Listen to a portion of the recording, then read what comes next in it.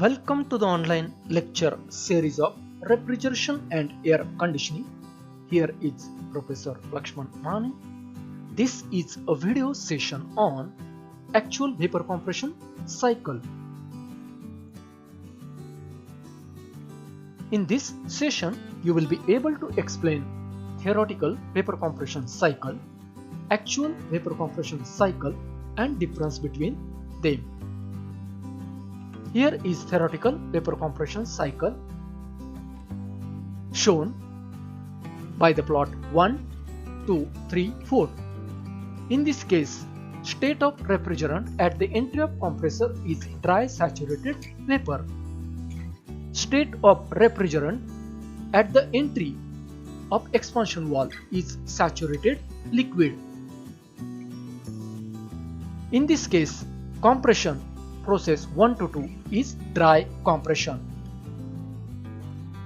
So in case of actual vapor compression cycle, now we will see the difference. So here are two images shown. Upper is of ideal cycle, means theoretical, and this is actual vapor compression cycle. So here vapor leaving evaporator is superheated, liquid leaving condenser is subcooled. In case of actual vapor compression cycle,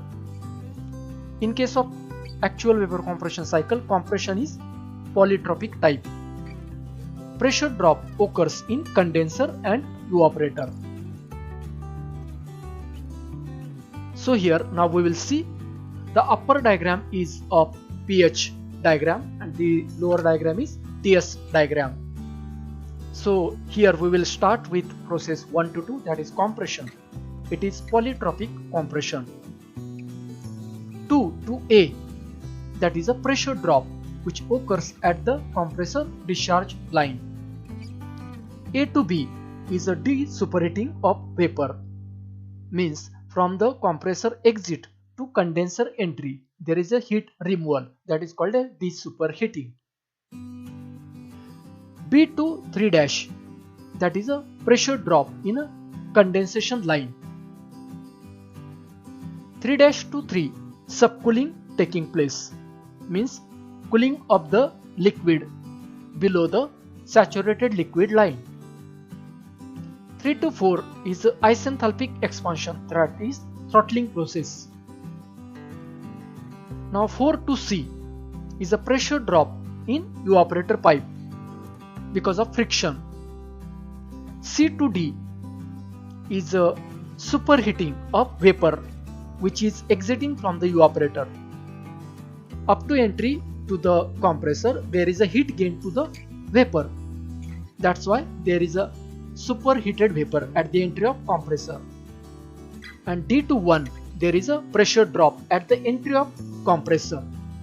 So in this way this is an actual vapor compression cycle shown here. So at the end of this session you can explain theoretical vapor compression cycle, actual vapor compression cycle, and difference between these two cycles. If you like this video, please subscribe and share. Thank you.